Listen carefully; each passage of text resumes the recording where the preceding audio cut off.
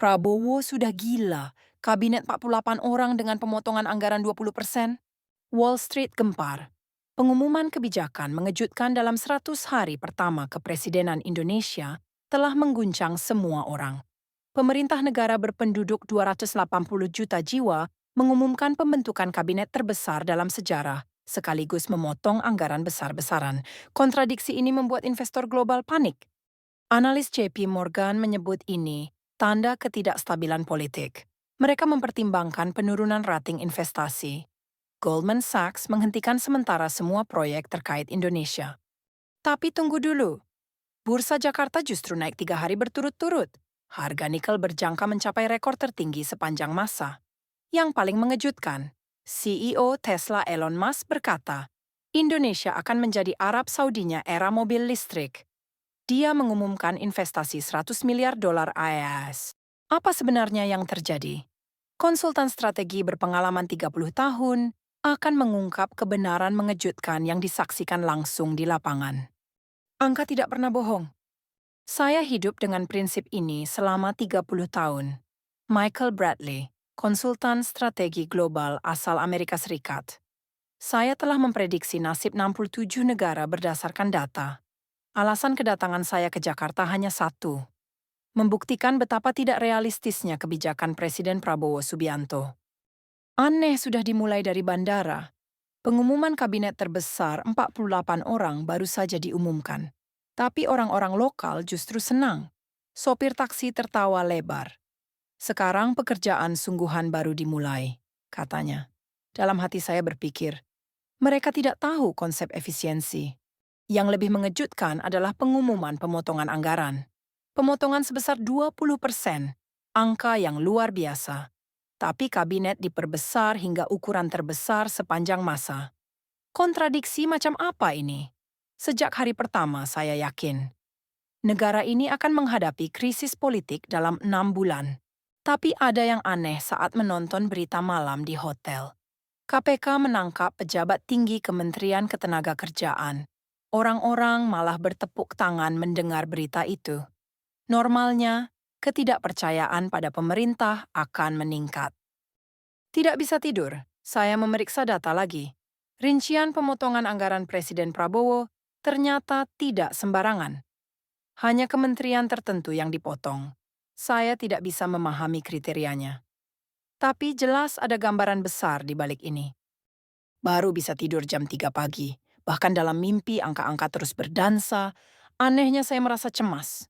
Pagi-pagi sekali saya menuju KPK, ingin meliput langsung kasus penangkapan pejabat kemarin. Menurut saya, pemberantasan korupsi ini kemungkinan besar hanya sandiwara politik. Tapi penjelasan juru bicara KPK mengejutkan saya. Ini bukan korupsi biasa. Kasus pemerasan sistematis dalam prosedur izin kerja asing. Selama 5 tahun terakhir, 2,3 triliun rupiah mengalir secara ilegal. Perusahaan asing yang sah terpaksa mundur dari Indonesia. Tiba-tiba pikiran saya rumit. Jika ini benar, pemberantasan korupsi bukan sandiwara politik, tapi langkah nyata untuk memperbaiki iklim investasi asing. Meski demikian, saya belum yakin sepenuhnya. Saat makan siang, saya bertemu wartawan lokal. Ceritanya lebih mengejutkan lagi. Pak Michael, jangan hanya melihat permukaan perubahan Indonesia. Lihat kementerian yang dipotong anggarannya Presiden Prabowo. Semuanya pernah terlibat dugaan korupsi. Dia melanjutkan. Sebaliknya, yang ditambah anggarannya adalah Kementerian Pertahanan, Kementerian PUPR, Kementerian Koordinator Investasi. Semua terkait infrastruktur dan keamanan nasional. Akhirnya mulai terlihat sesuatu. Ini bukan pemotongan sembarangan, tapi realokasi sumber daya yang sangat strategis. Meski demikian, inefisiensi kabinet 48 orang masih belum bisa dijelaskan. Hari ketiga ada pertemuan tak terduga di lobi hotel. Tangan saya yang memegang kopi tiba-tiba bergetar. Apakah Anda Michael Bradley? Saya menoleh. Seorang pria berjas rapi berdiri di sana. Dia menyerahkan kartu nama sebagai staf Lembaga Riset Kebijakan Indonesia. Saat menerima kartu nama itu, ujung jari saya terasa dingin. Saya ingin menyampaikan sesuatu kepada Anda. Apakah Anda kenal Dr. Robert Kimson? Saat itu jantung saya seperti jatuh ke perut. Dr. Kimson. Mendengar nama itu saja dada saya sesak. Dia guru saya 20 tahun lalu sekaligus nama yang terkait dengan kegagalan terburuk hidup saya. Tanpa sadar saya memainkan ujung kemeja sambil bertanya, Dr. Kimson, bagaimana bisa... Apakah Anda tahu bahwa Dr. Kimson menjabat sebagai penasihat kebijakan ekonomi Presiden Joko Widodo dari 2019 hingga 2024? Seketika dunia terasa berhenti. Cangkir kopi terjatuh dari tangan tapi suaranya tidak terdengar. Guru saya terlibat di Indonesia selama 5 tahun pula. Jadi semua kebijakan yang saya lihat sekarang ada sentuhan guru? Pikiran saya kacau. Peneliti itu melanjutkan dengan hati-hati. Beliau ingin menyampaikan sesuatu kepada Anda. Besok beliau akan menunggu di Museum Konferensi Asia Afrika Bandung. Saat itu ingatan 20 tahun lalu menerjang seperti ombak. Hari-hari mengerikan di Rwanda. Rencana reformasi administrasi berbasis data yang saya rancang benar-benar menghancurkan keseimbangan halus antar suku. Akibatnya terjadi kekacauan sosial. Yang teringat adalah tangisan anak-anak di pusat kota Kigali. Sistem efisien saya menghentikan distribusi makan siang sekolah. Anak-anak kelaparan. Dr. Kimson memegang bahu saya dan berteriak, Michael, apa yang telah kita lakukan? Malam itu saya tidak bisa tidur di tempat tidur, menatap langit-langit terus-menerus. Mengapa guru bekerja di Indonesia dan mengapa dia memanggil saya sekarang? Jangan-jangan dia ingin memberi saya kesempatan menebus dosa. Telapak tangan terus berkeringat dingin. Ada sesuatu yang berat menggeliat di sudut dada. Takutkah? Atau harapan? Saya sendiri tidak tahu. Keesokan pagi di dalam kereta menuju Bandung, saya terus menggosok tangan. Telapak tangan basah dan jantung berdebar tidak teratur. Bagaimana rupa saya di hadapan guru setelah 20 tahun? Sesampainya di Museum Konferensi Asia Afrika Bandung, siluet familiar terlihat dari jauh. Dr. Robert Kimson, pinggangnya bungkuk tapi postur tubuhnya masih tegap. Saat mendekat, saya melihat wajahnya dengan saksama. Di antara kerutan yang dalam, tatapan tajam itu masih menembus jiwa saya. Michael. Hanya satu kata, tapi suara itu mengandung 20 tahun perjalanan waktu. Bukan rindu, bukan dendam, bukan kerinduan. Emosi yang lebih kompleks. Masih menilai dunia hanya dari angka. Saat itu kaki saya lemas. Tepat 20 tahun lalu, malam proyek gagal di Rwanda, guru berkata hal yang sama. Suara saya bergetar. Pak, saya... Mari masuk dulu. Memasuki museum, guru berkata, di sini tahun 1995 berkumpul perwakilan 29 negara Asia Afrika. Tahu apa yang dikatakan Presiden Soekarno dalam pidato pembukaan? Saya menggeleng. Ada getaran aneh dalam suara guru. Kita tidak akan lagi menjadi penonton dalam politik dunia, katanya. Media barat saat itu bagaimana menilai konferensi ini? New York Times menyebutnya mimpi kosong negara-negara miskin. Guru menunjuk dinding museum. Di sana tergantung foto para delegasi saat itu. Tapi lihat sekarang, gerakan non-blok yang lahir dari pertemuan kosong itu menjadi strategi bertahan hidup banyak negara melawan Perang Dingin dan menjadi akar kepemimpinan Global South yang sedang diperjuangkan Indonesia. Tiba-tiba guru berbalik menatap mata saya lurus-lurus. Tatapan itu mengandung sesuatu yang menyayat hati. Michael, tahu mengapa kita gagal di Rwanda? Seketika tenggorokan saya tersumbat, itulah pertanyaan yang menyiksa saya 20 tahun. Karena atas nama efisiensi, kita mengabaikan seluruh nilai komunal mereka. Keseimbangan antar suku, harmoni antar daerah, rasa hormat antar generasi, ini tidak muncul di spreadsheet, tapi bagi mereka ini adalah hidup itu sendiri. Kata-kata guru menghancurkan semua logika di kepala saya. Supremasi data yang saya bangun seumur hidup hancur berkeping-keping dalam beberapa kalimat. Lutut saya gemetar. Saya berpegangan di dinding untuk menopang tubuh.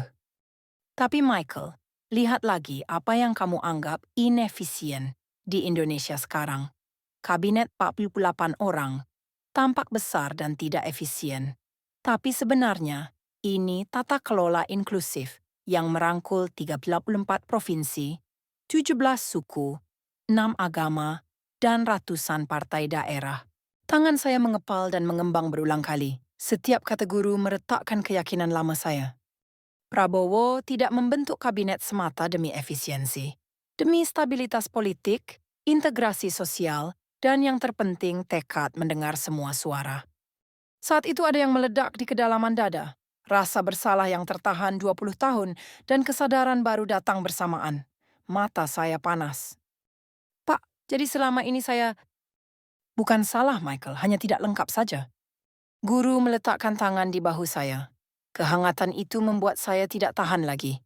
Air mata yang tersimpan 20 tahun mengalir di pipi.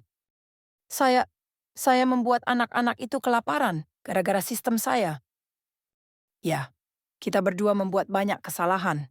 Tapi kesalahan itu yang membawa kita sampai sini. Kamu sekarang tahu ada manusia di balik angka. Sampai sore hari kami duduk di museum. Untuk pertama kalinya saya bisa membuka luka mendalam di hadapan guru. Dan merasakan luka itu mulai sembuh. Setelah kembali dari Bandung, saya mulai memandang Indonesia dengan mata baru. Seperti mendapat mata baru. Terutama terfokus pada kebijakan larangan ekspor nikel. Selama ini saya mengkritiknya sebagai nasionalisme sumber daya. Tapi benarkah itu? Dalam pesawat menuju smelter nikel di Sorowako, Sulawesi, jantung saya terus berdebar. Seperti firasat akan menemui kebenaran penting.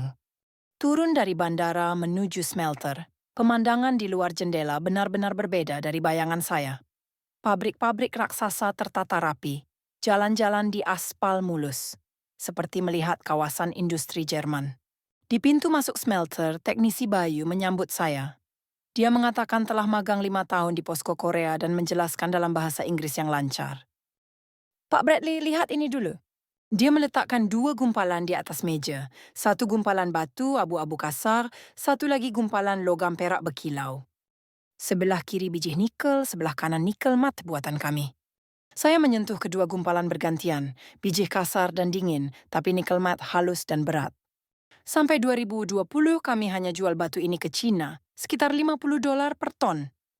Jari saya tanpa sadar menggosok permukaan biji. Tapi sekarang bagaimana? Tahu berapa harga nikel mat ini? Berapa? $15,000 per ton. Seketika nikel mat di tangan terasa lebih berat. Beda 300 kali lipat. Kebijakan yang saya anggap tidak rasional menghasilkan penciptaan nilai sebesar ini. Bayu membawa saya ke dalam pabrik. Angin panas dari tungku raksasa menerpa wajah. Menyaksikan proses peleburan nikel pada suhu lebih dari 2000 derajat. Sesuatu yang mengharukan naik dari dalam dada. Berapa karyawan di sini? Pabrik ini saja 3.200 orang, kebanyakan lokal, rata-rata gaji 8 juta rupiah, 3 kali lipat rata-rata daerah. Suara mesin di seluruh pabrik, para pekerja yang serius, dan kebanggaan di wajah mereka. Semuanya membuat dada saya hangat. Yang lebih mengagumkan mulai dari sekarang, Bayu membawa saya ke kantor dan menunjuk peta raksasa di dinding. Titik-titik merah tersebar padat di seluruh Indonesia. Tahu ada berapa perusahaan global yang sedang atau berencana membangun pabrik terkait nikel di Indonesia? Saya menggeleng. Total 35 tempat. 20 perusahaan Cina, LG Chemical dan POSCO Korea, BASF Jerman, Sumitomo Jepang, Eramet, Prancis. Mata saya mengikuti titik-titik merah di peta. Berpikir setiap titik berarti ribuan, puluhan ribu lapangan kerja, saya merinding. Semuanya untuk bahan baku baterai mobil listrik. CEO Tesla Elon Musk tahun lalu langsung ke Jakarta bertemu Presiden Prabowo dan menyatakan minat investasi.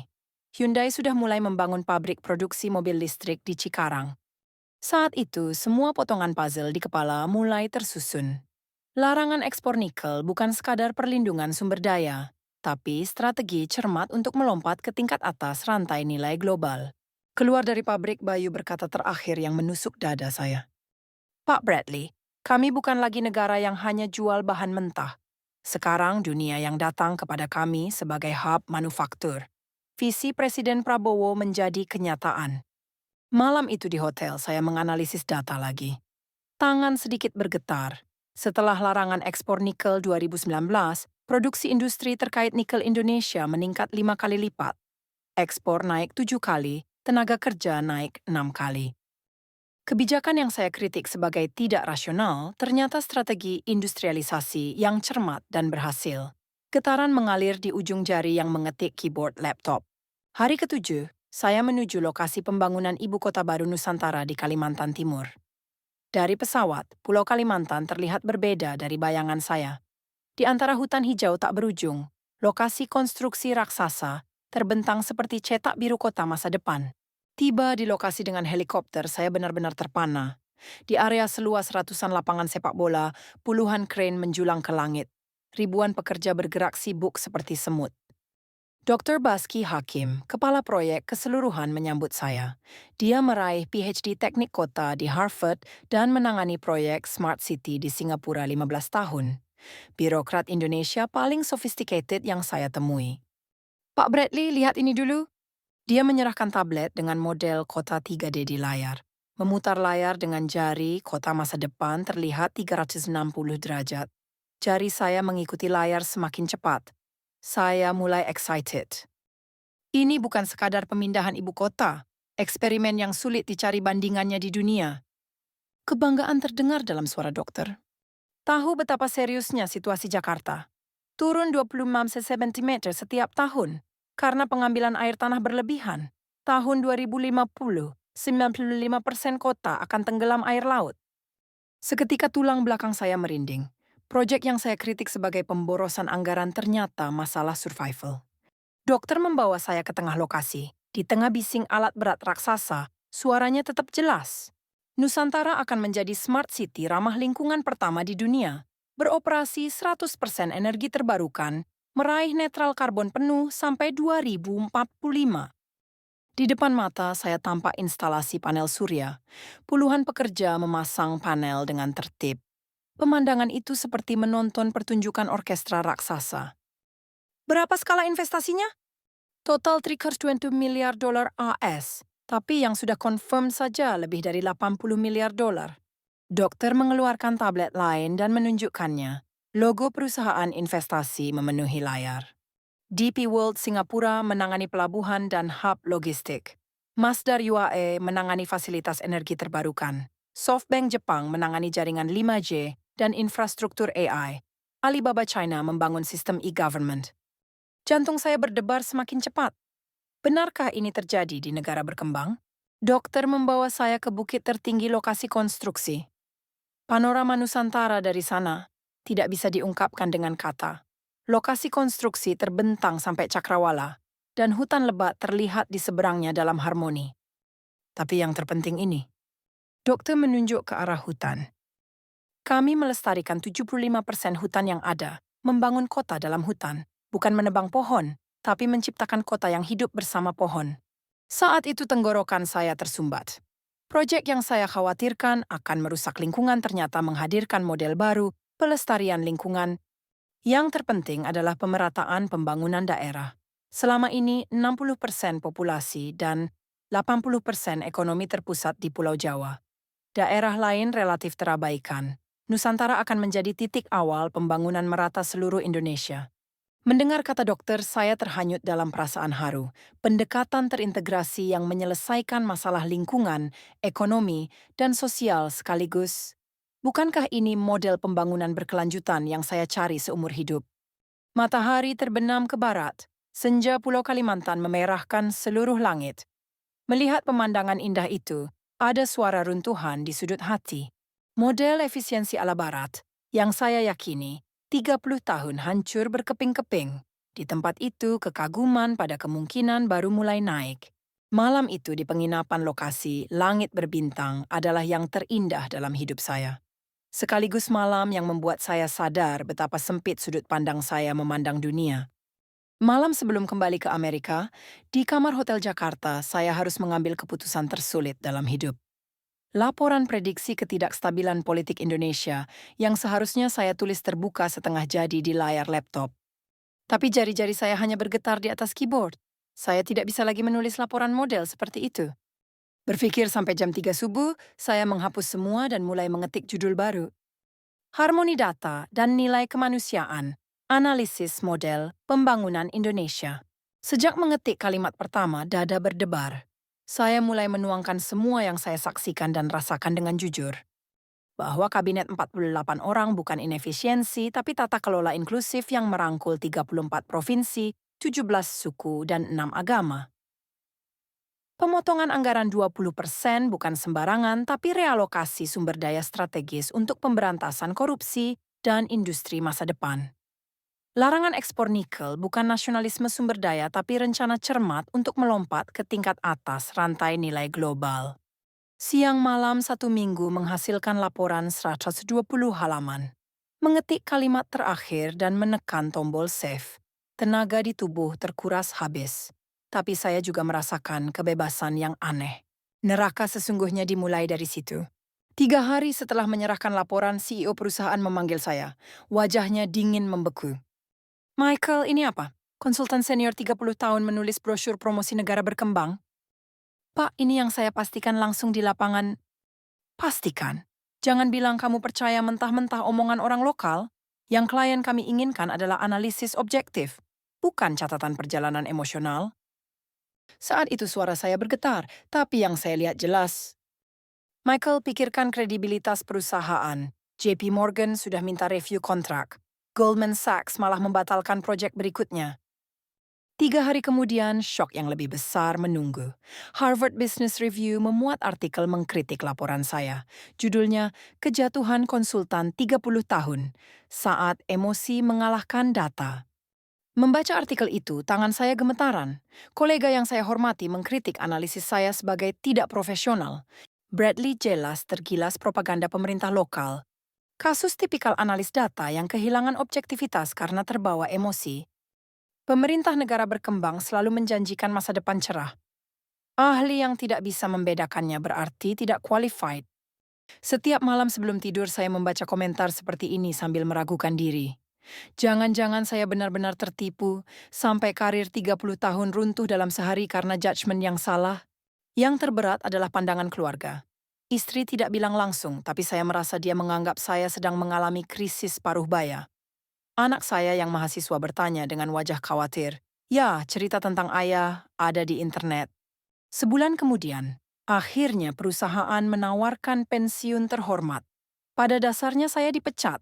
Saat menandatangani surat pengunduran diri, tangan saya begitu gemetar sampai tulisan tidak jelas. Melihat semua yang saya bangun 30 tahun, runtuh seketika itu benar-benar mengerikan. Tapi anehnya saya tidak putus asa sepenuhnya. Suara kecil di kedalaman hati terus berbisik. Yang kamu lihat itu kebenaran, jangan menyerah.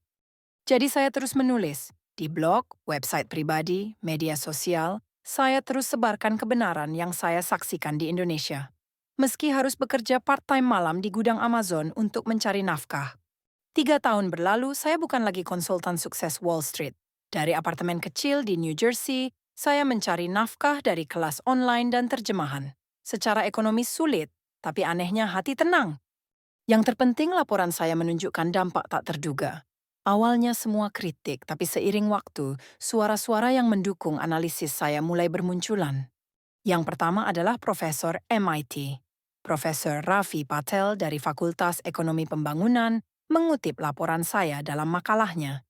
Dia menilainya sebagai studi kasus penting yang menunjukkan keterbatasan model pembangunan sentris Barat. Berikutnya Oxford University. Fakultas Hubungan Internasional mulai menggunakan laporan saya sebagai kasus pendidikan dengan nama Kasus Bradley. Mahasiswa berdiskusi dengan tema integrasi analisis berbasis data dan pengalaman lapangan.